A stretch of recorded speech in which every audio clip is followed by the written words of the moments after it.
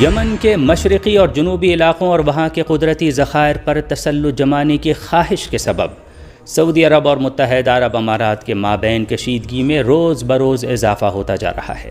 العالم news portal کے مطابق ریاض نے انکشاف کیا ہے کہ عبوری کونسل نے عدن ہوائی اڈے پر سعودی عرب کے سرکاری وفد کو لے جانے والے طیارے کو اترنے کی اجازت نہیں دی۔ اسی دوران یمن کی صدارتی کونسل نے حضرموت میں ان ٹھکانوں پر قبضہ کرنے کے لیے فوجی آپریشن شروع کر دیا ہے جہاں سے امارات نے انخلا کیا ہے۔ سعودی عرب کی حمایت یافتہ یمن کی صدارتی کونسل نے سعودی عرب کی ہدایات کے مطابق عدن ہوائی اڈے کے لیے آنے جانے والی فضائی ٹریفک خاص طور پر متحدہ عرب امارات سے آنے والی پروازوں کو محدود کر دیا ہے، جبکہ عرب امارات کی حمایت یافتہ جنوبی عبوری کونسل نے بھی اس فیصلے کے رد عمل میں ہوائی اڈے کی فضائی ٹریفک کو مکمل طور پر بند کر دیا۔ دوسری جانب اطلاعات ہیں کہ یمن میں متحدہ عرب امارات کی حمایت یافتہ افواج پر سعودی عرب نے حملہ کیا ہے۔ ذرائع کے مطابق سعودی جنگی طیاروں نے یمن کی جنوبی عبوری کونسل کی افواج پر کئی بار بمباری کی۔ حضرموت صوبے کے الخشا علاقے میں درمیانی اور بھاری ہتھیاروں سے یہ جھڑپیں جاری ہیں۔ پاکستان کے نائب وزیر اعظم اور وزیر خارجہ اسحاق ڈار کی صدارت میں تہران اسلام آباد دو طرفہ تعلقات سے متعلق تازہ ترین پیش رفت کا جائزہ لیا گیا ہے۔ ایرنا نیوز کے مطابق پاکستان کی وزارت خارجہ کے ذرائع کا کہنا ہے کہ ایران کے ساتھ دو طرفہ تعلقات اور پاکستان میں متعلقہ وزارت خانوں کے درمیان ہم آہنگی کا جائزہ لینے کے لیے ایک اجلاس ہوا، جس کی صدارت نائب وزیر اعظم اور وزیر خارجہ سینیٹر محمد اسحاق ڈار نے کی۔ اس اجلاس میں مختلف شعبوں میں جاری تعاون کا جائزہ لیا گیا اور پاکستان و ایران کے درمیان اقتصادی اور تجارتی تعلقات کو مزید مستحکم کرنے کے طریقوں پر تبادلہ خیال ہوا۔ اس اجلاس میں پاکستان کے وزیر خارجہ نے اہم ترجیحی شعبوں میں ایران کے ساتھ تعلقات کی گہرائی میں اپنے ملک کے عزم پر زور دیا۔ آج کے اجلاس میں پاکستان کے وزیر پیٹرولیم، نائب وزیر خارجہ، وزیر اعظم کے معاون خصوصی اور نیشنل ریونیو ایجنسی کے سینئر حکام نے شرکت کی۔ واضح رہے کہ گزشتہ 3 ہفتوں کے دوران دوسری مرتبہ دونوں ملکوں کے مابین اقتصادی اور تجارتی تعلقات کے فروغ سے متعلق اجلاس منعقد ہوا ہے۔ ہندوستان میں ایران کے سفیر محمد فتح علی نے چابہار بندرگاہ کو تہران نئی دہلی کے تعلقات میں ایک اسٹریٹجک اور طویل مدتی منصوبے کے بطور بڑا اہم قرار دیا ہے۔ ہندوستان ٹائمز کی رپورٹ کے مطابق فتح علی نے ایران اور ہندوستان کے تعلقات کی تاریخی اور ثقافتی جڑوں کا ذکر کرتے ہوئے کہا کہ تہران کی اولی ترجیح اقتصادی اور تجارتی تعاون کو مضبوط بنانا ہے۔ انہوں نے کہا کہ دونوں ممالک کی حقیقی صلاحیتوں کے مطابق تبادلے کے حجم کو بحال کرنا ایجنڈے میں شامل ہے۔ سفیر ایران نے مزید کہا کہ تہران نئی دہلی کے ساتھ توانائی، پیٹروکیمیکل، نقل و حمل، بندرگاہوں، زراعت، ادویات سازی، ٹیکنالوجی اور نالج بیسڈ کمپنیوں کے شعبوں میں تعاون کو بڑھانے پر زور دیتا ہے اور مشترکہ بنیادی ڈھانچے کے منصوبے، خاص طور پر چابہار بندرگاہ، اب بھی دو طرفہ تعاون کا ایک اہم ستون ہے۔ نئی دہلی میں تعینات سفیر ایران نے یہ بھی کہا کہ پابندیوں سے عارضی چھوٹ پائیدار منصوبہ بندی کی بنیاد نہیں بن سکتی اور ایران یک طرفہ دباؤ سے متاثر ہوئے بغیر ہندوستان کے ساتھ تعاون جاری رکھنے پر زور دیتا ہے۔ ان کا کہنا تھا کہ تہران اور نئی دہلی کا خیال ہے کہ چابہار کو کسی تیسرے ملک کے فیصلوں کے ہاتھوں یرغمال نہیں بننا چاہیے۔ ہندوستان کے شہر اندور میں آلودہ پانی پینے سے انبات اور درجنوں افراد کے بیمار پڑنے کے معاملے پر کانگریس کے سینئر رہنما اور لوک سبھا میں قائد حزب اختلاف راہل گاندھی نے حکومت اور انتظامیہ کو کڑی تنقید کا نشانہ بنایا ہے۔ راہل گاندھی نے ایکس پر جاری اپنے بیان میں لکھا کہ اندور میں لوگوں کو پانی نہیں بلکہ زہر بانٹا گیا، جبکہ انتظامیہ گہری نیند میں مبتلا رہی۔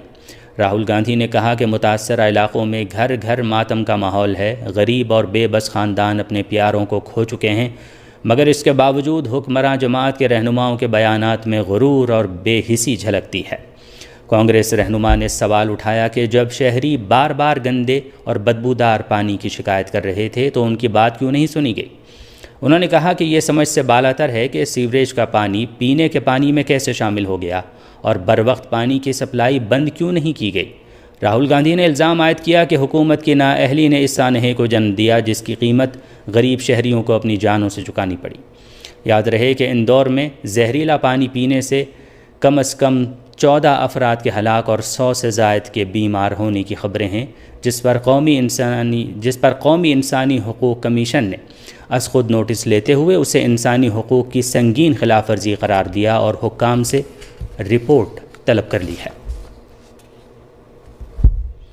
امریکی صدر کے مداخلت پسندانہ بیانات پر رد عمل ظاہر کرتے ہوئے ایران کی وزارت خارجہ کے ترجمان نے کہا ہے کہ ایرانی عوام مسائل کے حل کے لیے ایک دوسرے کے ساتھ گفتگو اور بات چیت میں بیرونی مداخلت کی اجازت نہیں دیں گے۔ ایران کے ترجمان وزارت خارجہ اسماعیل بقائی نے اپنی ایک ایکس پوسٹ میں لکھا کہ ایرانی قوم کے ساتھ امریکہ کو کتنی ہمدردی ہے، اسے سمجھنے کے لیے امریکی سیاستدانوں کے اقدامات کے طویل ریکارڈ پر سرسری نگاہ ڈالنا ہی کافی ہے۔ ایران کی وزارت خارجہ کے ترجمان نے امریکی جرائم کی فہرست گنواتے ہوئے لکھا کہ ڈاکٹر محمد مصدق کی منتخب حکومت کے خلاف امریکہ نے 1953 میں بغاوت کرائی، فسادیوں اور بلوائیوں کی مالی مدد کی اور انہیں مسلح کیا۔ سن 1988 میں ایک ایرانی مسافر بردار طیارے کو مار گرایا اور خلیج فارس میں معصوم عورتوں اور بچوں کا قتل عام کیا۔ ایرانی عوام کے خلاف 8 سالہ جنگ میں صدام حکومت کی ہر طرح سے حمایت کی اور گزشتہ برس جون میں ایرانی عوام کو شہید کرنے اور ایران کے انفراسٹرکچر پر حملوں میں صہیونی حکومت کا بھرپور ساتھ دیا۔ اس کے علاوہ یہ کہ تاریخ کی سخت ترین پابندیاں امریکہ نے ایران پر عائد کی ہیں، اور آج یہ صورتحال ہے کہ عوام سے ہمدردی کی آڑ میں ایران پر حملہ کرنے کی دھمکیاں دی جا رہی ہیں۔ یہ سب بین الاقوامی قوانین کے اہم ترین اصول کی خلاف ورزی ہے۔ وزارت خارجہ کے ترجمان نے کہا کہ ایرانی عوام مسائل کے حل کے لیے ایک دوسرے کے ساتھ بات چیت اور گفتگو کے عمل میں کسی بیرونی مداخلت کی اجازت ہرگز نہیں دیں گے۔ پاکستان میں اسلام آباد کی انسداد دہشت گردی عدالت نے ریاستی اداروں کے خلاف ڈیجیٹل دہشت گردی کرنے کے کیس کا سخت فیصلہ سنایا ہے۔ انسداد دہشت گردی عدالت اسلام آباد میں 9 مئی کو ریاستی اداروں کے خلاف مبینہ ڈیجیٹل دہشت گردی کے کیس کی سماعت ہوئی، جس میں ATC جج طاہر عباس سپرا نے ٹرائل مکمل ہونے کے بعد محفوظ کیا گیا فیصلہ سنایا۔ عدالت نے فیصلہ سناتے ہوئے عادل راجہ، حیدر مہدی، وجاہت سعید، صابر شاکر اور معید پیرزادہ کو 2 بار عمر قید کی سزا سنا دی۔ اس کے علاوہ ملزمان کو دیگر دفعات میں بھی مجموعی طور پر 35 سال قید اور 15 لاکھ روپے جرمانے کی بھی سزا سنائی گئی۔ دوران سماعت پروسیکیوشن کی جانب سے مجموعی طور پر 24 گواہان کو عدالت میں پیش کیا گیا، جہاں عدالت نے پروسیکیوشن کی استدعا پر ملزمان کی غیر موجودگی میں ٹرائل مکمل کیا۔ دہشت گرد صہیونی فوجیوں نے مغربی کنارے میں جارحیت کا سلسلہ جاری رکھتے ہوئے ایک اور فلسطینی کو شہید اور درجنوں کو اغوا کر لیا۔ فلسطینی ذرائع کے مطابق مقبوضہ فلسطین کے نابلس شہر میں ایک رہائشی یونٹ کو صہیونی دہشت گردوں نے تباہ کر دیا۔ جنوبی نابلس میں اللبن الشرقیہ گاؤں پر صہیونی دہشت گردوں نے دھاوا بولا اور ایک کار پر براہ راست فائرنگ کی، جس کے نتیجے میں خطاب محمد اسماعیل نامی 26 سالہ نوجوان شہید اور دوسرا نوجوان زخمی ہو گیا۔ صہیونی دہشت گردوں نے اسی طرح آج صبح نابلس شہر پر حملے کے دوران ایک رہائشی عمارت کو بھی دھماکہ خیز مواد سے اڑا دیا۔ اس کارروائی کی مزید تفصیلات ابھی سامنے نہیں آئی ہیں۔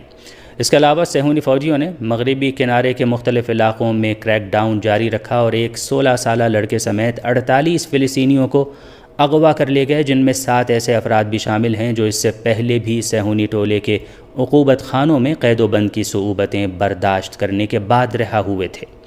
دوسری جانب صہیونی حکومت کے وزیر ثقافت میگی زوہار نے اشتعال انگیزی کرتے ہوئے کہا ہے کہ غزہ اور مغربی کنارہ اسرائیل کا ہے اور فلسطینی شہری یہاں کے مہمان ہیں، جنہیں اسرائیلی حکام نے وقتی طور پر رہنے کی اجازت دے رکھی ہے۔ دفتر خارجہ کے ترجمان طاہر اندرابی نے یمن کی صورتحال کو مذاکرات اور سفارتکاری کے ذریعے حل کرنے کے لیے پاکستان کی حمایت کا اعادہ کیا ہے۔ میڈیا کے ایک سوال کے جواب میں انہوں نے کہا کہ پاکستان یمن کے اتحاد اور علاقائی سالمیت کے لیے اپنے عزم کا اعادہ کرتا ہے اور امید ظاہر کرتا ہے کہ سعودی عرب اور متحدہ عرب امارات کی جانب سے اٹھائے گئے مثبت اقدامات مسئلے کے پرامن حل میں معاون ثابت ہوں گے۔ ترجمان نے کہا کہ پاکستان یمن کی صورتحال سے نمٹنے میں سعودی عرب اور متحدہ عرب امارات کی قیادت کی جانب سے دکھائی گئی دانشمندی اور دور اندیشی کو سراہتا ہے۔ انہوں نے کہا کہ اس طرح کی کوششیں دونوں برادر ممالک کی علاقائی امن اور استحکام کی مشترکہ خواہش کی عکاسی کرتی ہیں۔ طاہر اندرابی نے کہا کہ پاکستان خطے میں دیر پا امن اور استحکام کے لیے شراکت داری، بھائی چارے اور اتحاد کی اقدار کو مضبوط بنانے کے لیے اپنا مثبت کردار ادا کرنے کے لیے تیار ہے۔ پاکستان آج نئے سال کا پہلا سپر مون دیکھے گا۔ سپر مون شام 5:51 پر طلوع ہوگا۔ چاند رات بھر خاص طور پر آدھی رات کے قریب تقریباً 100% روشنی کے ساتھ واضح طور پر نظر آئے گا۔ رات ہرارے میں 19 سال سے کم عمر کھلاڑیوں کی سہ ملکی کرکٹ سیریز کے 5ویں میچ میں پاکستان نے افغانستان کو 133 رن سے ہرا دیا۔ پاکستان نے پہلے بیٹنگ کرتے ہوئے مقررہ 50 اووروں میں 9 وکٹوں کے نقصان پر 238 رن بنائے۔ جواب میں افغانستان کی پوری ٹیم 30.2 اوورز میں 105 رن بنا کر آؤٹ ہوئی۔ پاکستان اپنا اگلا میچ کل ہرارے میں زمبابوے کے خلاف کھیلے گا۔ میچ پاکستان کے معیاری وقت کے مطابق دوپہر 12:30 بجے شروع ہوگا۔ محکمہ موسمیات کی پیشگوئی کے مطابق آئندہ 12 گھنٹے کے دوران ملک کے بیشتر حصوں میں موسم سرد اور خشک جبکہ پہاڑی علاقوں میں شدید سرد رہے گا۔ پنجاب، بالائی سندھ اور خیبر پختونخوا کے میدانی علاقوں میں شدید دھند چھائے رہنے کا امکان ہے۔ آج صبح ریکارڈ کیا گیا بعض شہروں کا درجہ حرارت: Islamabad 8 degree centigrade, Lahore 10، Karachi 13، Peshawar 9، Quetta اور گلگت -2، مری 1 اور Muzaffarabad 4 degree centigrade. Srinagar, Leh, Pulwama, Anantnag, Shopian اور بارہمولہ میں موسم شدید سرد و خشک جبکہ جموں میں سرد اور خشک رہنے کی توقع ہے۔ آج صبح کے درجہ حرارت سری نگر، اننت ناگ اور شوپیاں میں -1 degree centigrade, Jammu 8، Leh -6، Pulwama اور بارہمولہ میں -2 ڈگری سینٹی گریڈ۔